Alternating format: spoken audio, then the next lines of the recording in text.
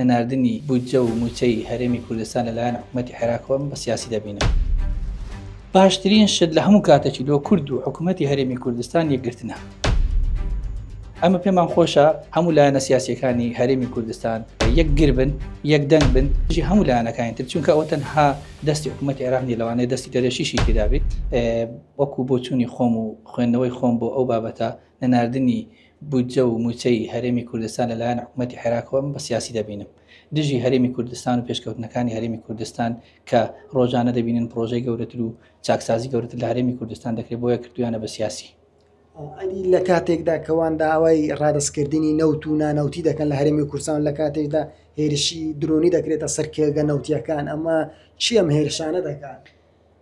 حکوومەتی هەرێمی کوردستان هەموو ئامادەکاریەکی کردیە، هەموو ئامادەیەکی تێدایە کە هەرچی پێویست بی لە پێناو هاوڵاتیانی هەرێمی کوردستان بیکات بەرامبەر بە حکوومەتی مرکزی.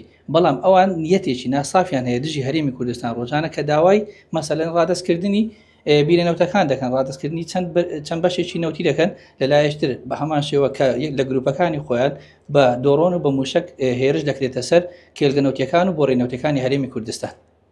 ئەوان پێشێڵی ئەو ڕێکەوتنە دەکەن لەگەڵ هەرێم؟ بەتاکید ئەوان پێشێل دەکەن. حکوومەتی هەرێم و بەڕێز سەرۆکی حکوومەتی هەرێم هەموو ئامادەکاریەکی دەربڕیە کە هەرچی پێویستە لەسەر هەرێمی کوردستان بەرامبەر بە حکوومەتی عێراق دەیکاتن. بەڵام ئەوان بۆ ئەوەی کێشەکە زیاتر بێ و مەبەستیان نەناردنی موچە و بودجەی هەرێمی کوردستانە لەلایەشتر بە شێوازیشتر هێرش دەکەنە سەر هەرێمی کوردستان بە دۆڕۆن یان بە شێوازیشی سیاسی بۆ ئەوەی کارەکان پک بخەن. لێسەدا حکوومەتی عێراق جیاوازی دەکات لەگەڵ هاوڵاتیانی هەرێمی کوردستان، لەگەڵ هاوڵاتیانی بڵێ خۆیان بڵۆن و منە بەغداد نەک جیاوازی دەکات. هیچ کاتێک حکوومەتی عێراق هاوڵاتیانی هەرێمی کوردستان بە عێراق حساب نەکردیە و ئێمەش خۆمان بە هاوڵاتی عێراق حساب ناکەین. لەبەرا ئەگەر حکوومەتی عێراق هاوڵاتی هەرێمی کوردستان بە هاوڵاتیەکی عێراقی حساب بکات، ناتوانانی بۆ ماوەی 3 مانگ یان زیاتر لە 3 مانگ بودجە و موچەی هەرێمی کوردستان نەنێرێت. بەڵام ئەو چ دەکات؟ جیاوازی نەک جیاوازی. ئەو ئێمە هەر بە عێراق حساب ناکە، ئێمەش خۆمان بە عێراق حساب ناکەین، ئێمە هەرێمێکی سەر بە خۆمان هەیە، بەڵام داوای حەقی خۆمان و مافی خۆمان دەکەین. ئەوان لە بەرامبەر ئەوەی کە زوڵممان لێ دەکەن و مافەکانمان پێشێل دەکەن، حەقەکانیشمان نادەنێ.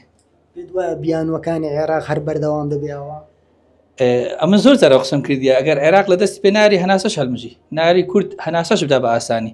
ئەوە بەردەوامە. ئێستاش بڕۆ هەموویان پێشکەش بکە، هەرچی داواکاریان هەبوویان جێبەجێ بکە، سوبەینی داواکاری زیاتر شتی زیاتر داوا دەکەن لە هەرێمی کوردستان، بیانوویتر دەبینەوە بە ئەوەی ڕێکەوتنەکان جێبەجێ نەکرێت. لە ئێستادا حکوومەتی هەرێمی کوردستان و کورد بە تایبەتی چی بکە باشە لەم قۆناغا؟